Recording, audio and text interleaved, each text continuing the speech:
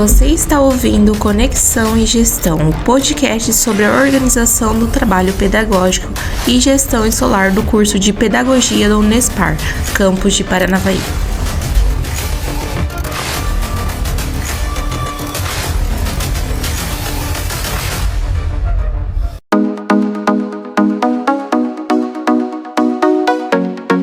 Olá, ouvintes! Sejam bem-vindos ao Conexão e Gestão, um podcast do curso de Pedagogia da Unespar, campus de Paranavaí. Eu sou a Bárbara. Eu sou a Laresca. E nós somos alunos do 4º ano de Pedagogia da Unespar. No episódio de hoje, vamos tratar de um tema extremamente relevante e que impacta diretamente a qualidade da educação: a organização do trabalho pedagógico na EJA, Ensino Fundamental, Fase 2 e Ensino Médio. Ao longo deste episódio, vamos refletir sobre como a equipe gestora pode encaminhar o planejamento e organização de práticas pedagógicas significativas. Em turmas compostas por estudantes com diferentes idades, níveis de aprendizagem e trajetórias escolares. Também discutiremos estratégias que favorecem a inclusão, a autonomia dos alunos e a valorização de suas experiências de vida. Nosso objetivo é provocar reflexões e trocar experiências sobre o tema. Bom, hoje temos a convidada a professora mestra Sandra Alves da Silva Baldou, diretora do CBJ de Paranavaí, no município de Paranavaí. Então, para começar, professora Sandra, a gente gostaria que você explicasse brevemente o que é a educação de jovens e adultos, a EJA, e qual é o papel dessa modalidade de ensino no contexto da educação básica. Boa noite, meninas, tudo bem com vocês? Quando a gente pensa a educação de jovens e adultos e quando a gente pensa no que é essa educação, primeiro ponto a gente precisa pensar que ela é uma modalidade de ensino, né? Então, e o que seria uma modalidade? Por que é uma modalidade? É porque ela é uma forma de ensinar, então ela tem uma forma específica de ensinar para um público específico.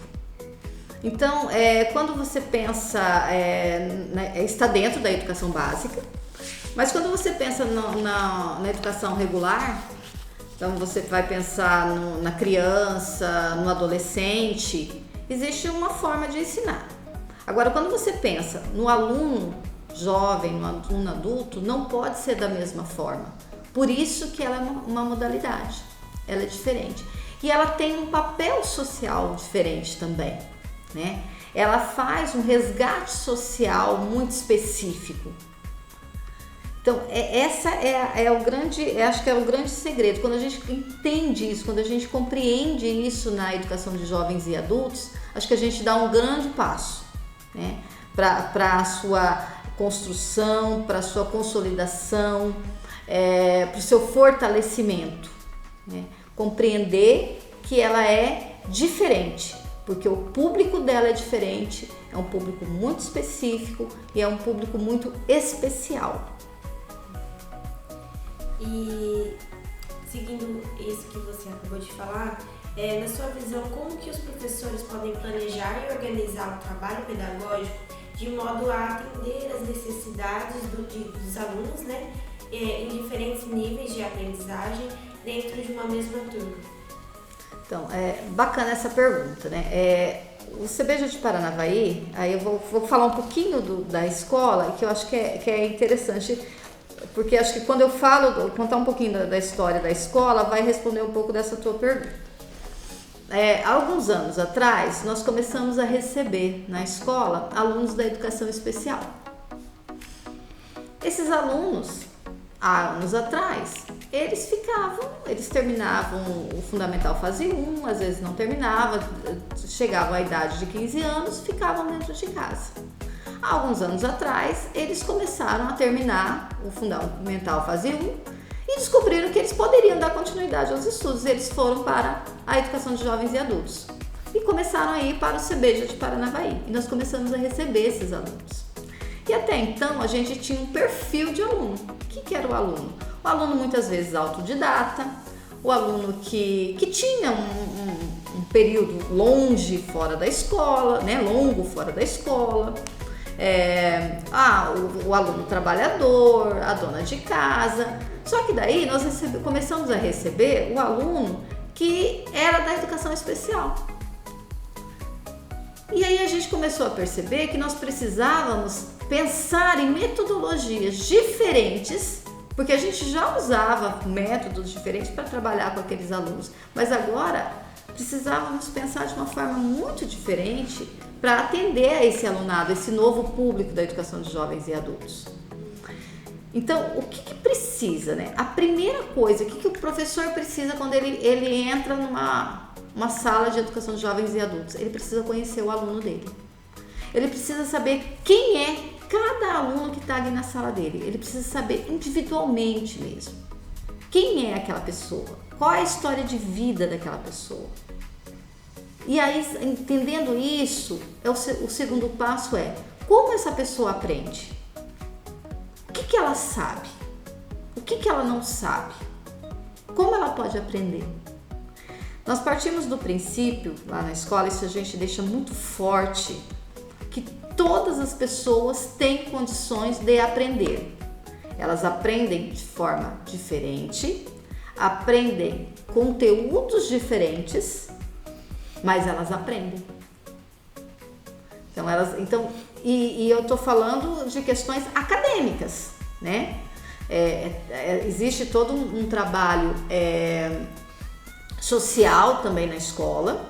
Então nós temos um trabalho social, mas a escola ela precisa partir do princípio que existe uma evolução acadêmica em cada estudante. Isso não pode deixar de existir. Esse é o papel da escola, trabalhar os conteúdos científicos historicamente produzidos pela humanidade. Esse é o papel da escola, independente de que modalidade for. Então todo aluno tem condição de aprender em ritmo diferente e em quantidade de conteúdos diferentes. Então o professor precisa saber quem é o aluno dele, o que esse aluno sabe, como esse aluno pode aprender e preparar os conteúdos. A aula dele precisa ser muito individualizada. A aula é muito individualizada. Nós usamos o DUA, né, o desenho universal. Então a gente tem esse princípio, mas mesmo a partir do DUA a gente pensa numa aula individualizada. A gente precisa chegar até o aluno. Você vê que então assim o professor que vai assumir a aula na educação de jovens e adultos, ele precisa ter um olhar diferente também. Não dá para ser uma aula padronizada. Eu acho assim, dentro dessa questão, a gente sabe que a formação docente, então, ela é essencial, né? E aí a gente gostaria de saber quais são os aspectos principais ali que a gente do curso de pedagogia tem que desenvolver para que a gente haja dentro da EJA com qualidade. Olha, eu acho que a primeira coisa que eu vejo a diferença do que vocês estão fazendo hoje aqui para a minha época de graduação.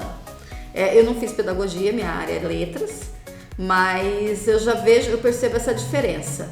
Vocês estão conhecendo a educação de jovens e adultos, porque na minha época não se falava nada de educação de jovens e adultos, a gente nem sabia que existia. Eu trabalho na EJA desde 1996. Eu falei baixinho, né? Porque a gente não pode ficar falando, faz tanto tempo, mas então naquele momento eu descobri a EJA nesse momento. Eu não descobri a EJA dentro da universidade, eu descobri a EJA trabalhando na EJA. Vocês estão descobrindo aqui dentro da universidade. Isso é importantíssimo, né? Vocês já vão para o mercado de trabalho sabendo que existe uma modalidade que ela é diferente, né? Então, o que o estudante, acho que de pedagogia, precisa entender? Exatamente isso, que a educação de jovens e adultos é uma modalidade, que existe uma especificidade de público, que existe uma especificidade de metodologia, né? Porque o que vocês vão, o pedagogo, então, se vocês forem, por exemplo, trabalhar numa escola estadual aqui no Paraná, né? E vocês vão ser pedagogas dentro dessas escolas, vocês vão orientar os professores. Então, vocês vão orientar os professores dentro de uma escola de EJA, né? Então, às vezes vocês vão chegar lá nessa escola de EJA e vão pegar um professor que nunca trabalhou, né? Professor de matemática, de língua portuguesa, de inglês, de ciências, ele nunca trabalhou com EJA e ele nunca soube como funcionava a educação de jovens e adultos. Então, vocês vão fazer esse direcionamento. Então, e é isso que vocês precisam saber, né? Que esse aluno, ele aprende de forma diferente. Porque às vezes, qual que é o risco que se corre muitas vezes?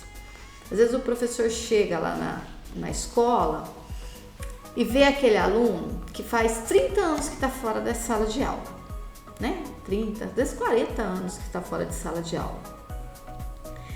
E esse aluno, ele tem uma dificuldade muito grande de aprender. Ele não tem uma deficiência intelectual, nada disso, mas ele tem uma dificuldade de aprender. Por quê? Porque faz 30 anos, 40 anos que ele não está nesse ambiente escolar. E aí o professor, no afã de ensinar, ele vai trazer e de obter resultados, ele pode minimizar as atividades que ele vai aplicar. Então ele pode aplicar atividades infantilizadas, por exemplo. Então, quem vai fazer essa ponte de levar o professor a compreender que não é isso, né? Não é infantilizar uma atividade, não é você diminuir a atividade, adaptar atividades não é infantilizar, né, na EJA. É você partir do conhecimento do aluno, a partir do conhecimento dele, você vai levar para o conhecimento científico, né? É o pedagogo.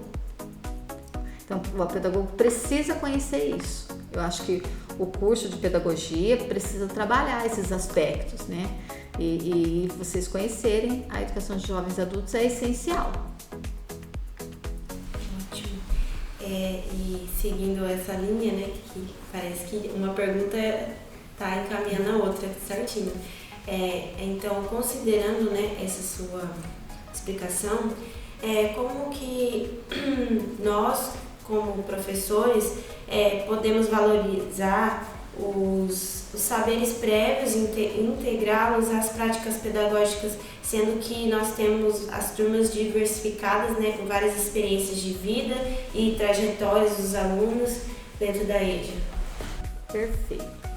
Eu vou responder a sua pergunta dando um exemplo que nós estamos vivendo lá na escola. Acho que casa muito bem aqui. Nós temos o ensino médio, ele é dividido em 3 módulos com blocos de disciplinas nesses módulos. O módulo 3 tem Química, Física e Biologia, no mesmo módulo. Nós temos uma turma à tarde que mais de 90% dos alunos são da educação especial. E eles estão fazendo agora, no primeiro semestre de 2026, o módulo 3, Química, Física e Biologia. Então, o que nós fizemos? Conversamos com os professores.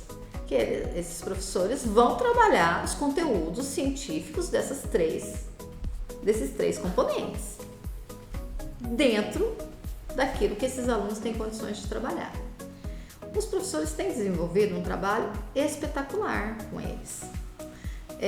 Nós temos, por exemplo, o professor de física. O professor de física está trabalhando a física, que eu falo que é a física na sua essência.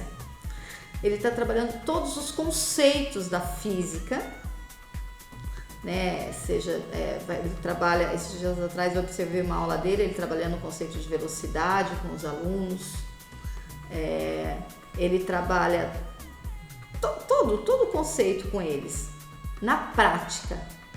Ele não está trabalhando cálculos com eles, não há necessidade disso, eles precisam compreender.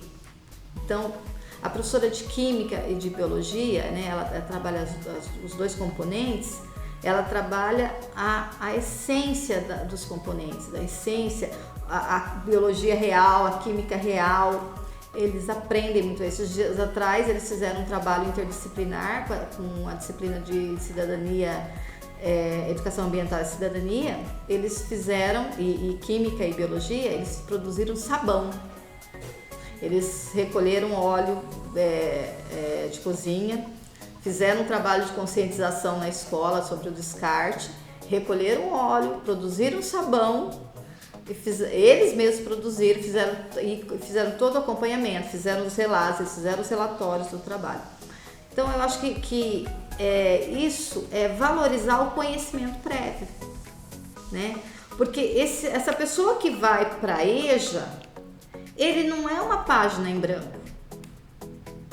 Ele tem uma história de vida, ele tem conhecimento, né? O pedreiro que vai para a EJA, olha quanto conhecimento matemático esse pedreiro tem, né? A dona de casa que vai para a EJA, olha quanto conhecimento essa dona de casa tem de educação financeira, por exemplo, né? De argumentação, não é? Mesmo que ela não trabalhe fora, mas é de argumentação. Então ela tem o uso da língua. Então isso precisa ser valorizado. Agora, o que a gente precisa ter muito claro, esse conhecimento prévio, ele é valorizado, mas ele não pode, o aluno não pode permanecer com este conhecimento. O conhecimento científico é essencial ali na EJA. Então você parte do conhecimento prévio, você valoriza o conhecimento prévio, mas ele é ponte para o conhecimento científico, né? Isso não quer dizer também que esse conhecimento que ele tem não seja científico. O conhecimento do pedreiro é um conhecimento científico, né? Não é um conhecimento empírico, mas tem uma ciência ali nesse conhecimento, né? Mas ele precisa ter acesso, porque às vezes é o único lugar que ele vai ter o acesso aos conhecimentos científicos, né? Então precisa trabalhar isso, mas precisa ser valorizado. O profissional precisa compreender que aquela pessoa que está ali tem saberes que ele construiu ao longo da vida dele, mesmo o adolescente. O adolescente que vai para a EJA, o menino de 15 anos, ele não é o mesmo menino de 15 anos do regular, tá? É outro menino, é diferente. O menino de 15 anos que está na EJA, ele tem uma experiência de vida completamente diferente do menino de 15 anos que está no ensino médio, que passou lá, que fez todas as séries certinho lá no ensino regular, que nunca reprovou, e tá lá no ensino médio. O menino de 15 anos, ele tá no fundamental na EJA, porque para estar no ensino médio na EJA tem que ter 18, né? Ele tá no ensino médio, mas ele tem a mesma idade. Mas é outro menino, não é o mesmo. Então, a experiência de vida que esse menino de 15 anos tem lá na EJA é diferente. Então, ela também precisa ser valorizada, essa vivência. Precisa ser enxergada e ele precisa também ser retirado daquele espaço que ele está ali de conhecimento comum para o conhecimento científico. Bom, então a gente vê que a EJA assim, é um espaço muito rico, né? E a gente também entende que em alguns momentos ela é um espaço onde as pessoas retornam alguns sonhos que foram interrompidos, né? E aí a gente gostaria de saber como vocês lidam com a questão da afetividade, qual a importância do vínculo da afetividade nesse processo de ensino e aprendizagem dentro da EJA. A afetividade na EJA é essencial, Se você não tem vínculo amoroso, né? O Paulo Freire falava isso, né? Fala isso desse amor, dessa educação amorosa. Se você não tem esse vínculo amoroso com o aluno, você não consegue permanecer na EJA. Esse processo de acolhimento, a gente trabalha muito com o conceito de acolhimento na EJA. Você precisa acolher o outro, porque acolher é você se colocar no lugar do outro, você enxergar as dificuldades, porque muitas vezes o mundo que esses meninos, essas meninas, essas senhoras, esses senhores vivem é muito diferente, muito diverso do mundo que nós vivemos. Então a gente precisa aprender a enxergar esse mundo e acolher. Hoje eu tô parecendo aquela senhorinha dando os exemplos, né?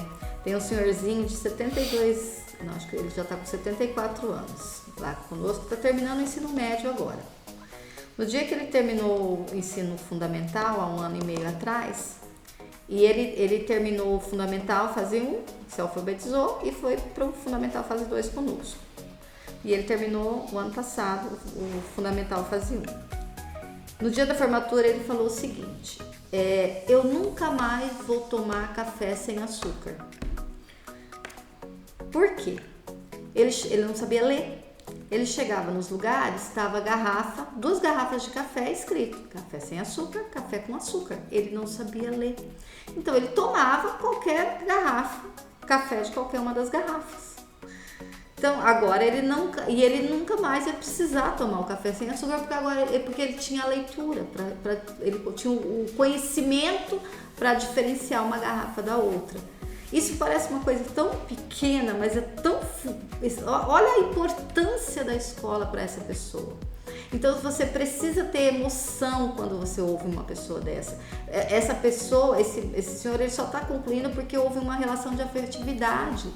Porque ele tem uma história de muita dificuldade de aprendizagem, né? Foi alfabetizado aos 70 anos, né? Imagina.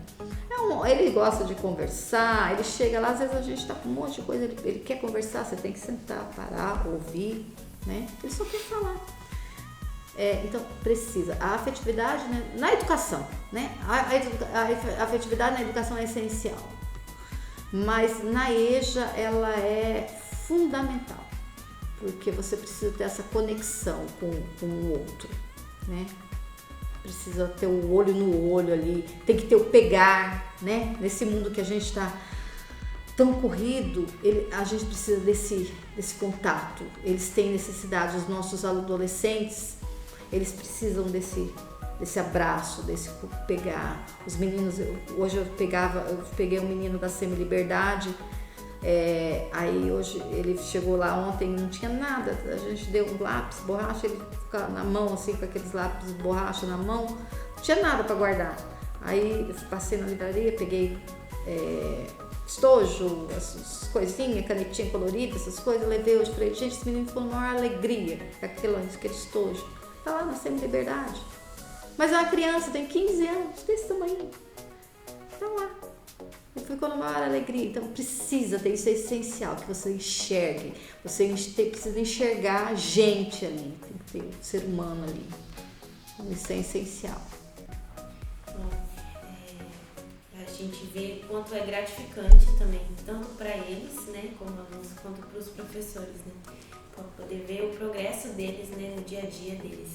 E seguindo as explicações que você deu dos exemplos dos professores, né, como poderia compartilhar esses exemplos de práticas pedagógicas e estratégias que tenham favorecido a participação e o aprendizado de todos? São muitas. Eu acho que a gente lá no CBJ de Paranavaí, nós somos muito privilegiados. Nós temos professores muito bons que têm enxergado realmente, assumido que a educação de jovens e adultos ela é importante, que ela é essencial e tem muitas práticas interessantes. O que a gente, assim, os nossos professores têm feito, né, que tem surtido muito efeito? A questão de um planejamento bastante estratégico no trabalho. Então, o professor ele tem uma autonomia muito grande e ele assume essa autonomia na hora de planejar suas aulas, né? Isso é importante. Então tem um resultado ali diretamente com o aluno. Aulas planejadas e pensadas para as especificidades desses alunos. O uso de metodologias ativas dentro no processo de condução das aulas, né? O trabalho interdisciplinar, que acho que tem surtido bastante efeito. Então são atividades que têm ajudado bastante a que esse trabalho da educação de jovens adultos, esse trabalho pedagógico tenha tido um efeito bastante positivo ali com os alunos. Bom, então assim, pensando na questão dos futuros pedagogos e professores, a gente gostaria de saber se você teria alguma mensagem, algum conselho para quem pretende atuar, né, num cenário que é bem desafiador, mas que também é muito importante, que é o EJA. Então, a educação de jovens e adultos, gente, ela é apaixonante, né? Ela é apaixonante, porque ela vai além do ensino-aprendizagem ali dos conteúdos, né? Ela faz com que você enxergue a educação de forma diferente, que você enxergue as pessoas de forma diferente, né? Eu acho que quem tiver a oportunidade de passar pela educação de jovens e adultos, atuar na educação de jovens e adultos, não sai vendo a educação da mesma forma. Não tem como você enxergar a educação da mesma forma passando por uma escola de educação de jovens e adultos. E o que é importante? É aprender, é estudar, é conhecer, é buscar saber como funciona, quem é o alunado ali. Acho que isso é importantíssimo. E pra gente encerrar assim com chave de ouro, quem está interessado em estudar no CBJ de Paranavaí, quando e como dá para fazer as matrículas e quais são os horários das aulas, quais os documentos que são necessários e tal. Então, nós estamos em período de matrícula, inclusive, né? Porque nós somos uma escola semestral, então a matrícula acontece 2 vezes ao ano. Então, estamos em pleno período de matrícula, nos preparando para o segundo semestre. Nós temos educação, ensino fundamental e ensino médio. O ensino médio ele funciona de forma presencial e à distância. Presencial ele vai de segunda a sexta, à distância ele vai 3 vezes na semana, terça, quarta e quinta, e o restante do tempo ele faz em uma plataforma. Tem tutoria, né, para tirar dúvidas, tudo, mas aí ele pode fazer em casa. O fundamental ele é só presencial. Até agora, o primeiro semestre nós tínhamos em EAD, mas a partir do segundo semestre não tem mais, né, no Paraná, aliás, no Brasil inteiro não tem mais ensino fundamental EAD. Nós vamos ter uma turminha agora, que é um pessoal que está concluindo por EAD, mas é uma turminha bem pequenininha, bem específica, então só esse pessoal vai concluir, mas não tem mais. Então vai ser só presencial de segunda a sexta. O CBJ de Paranavaí, o funcionamento das turmas é à tarde e à noite, né? Mas a secretaria funciona manhã, tarde e noite. Então, quem quiser fazer matrícula pode ir lá de manhã, à tarde ou à noite. De manhã, das 8 ao meio-dia, à tarde, das 13 às 17h30 e à noite, das 18h30 às 23 horas. Se for aluno, já foi algum momento da vida, foi aluno do CBJ de Paranavaí, é só levar uma conta de luz atual. Se nunca foi aluno do CBJ, aí precisa levar o histórico escolar, os documentos pessoais, RG e CPF, né? O comprovante de residência, que seria a conta de luz atual, né? E a certidão de nascimento ou de casamento. Se for menor de idade, daí tem que ser acompanhado do responsável e levar o CPF do responsável. Bom, então chegamos ao fim de mais um episódio do Conexão em Gestão e esperamos que essa conversa com a professora Sandra tenha inspirado você a refletir sobre a organização do trabalho pedagógico dentro do EJA. Se você gostou desse episódio, compartilhe com seus colegas, professores e amigos. Assim, mais pessoas podem se beneficiar dessas reflexões. Não se esqueça de acompanhar os próximos episódios do nosso podcast e continuar essa jornada conosco. Sandra, então a gente agradece, né, pela sua participação e por compartilhar tantas vivências de algo que às vezes parece um pouco mais esquecido, mas a gente fica eternamente gratas, né, por tantas dicas valiosas. E eu tenho certeza que essa conversa vai inspirar além dos acadêmicos, mas também professores. E para você que nos ouviu até aqui, obrigada pela companhia e continue acompanhando nossos episódios. E até a próxima. E muito obrigada. Muito obrigada, meninas.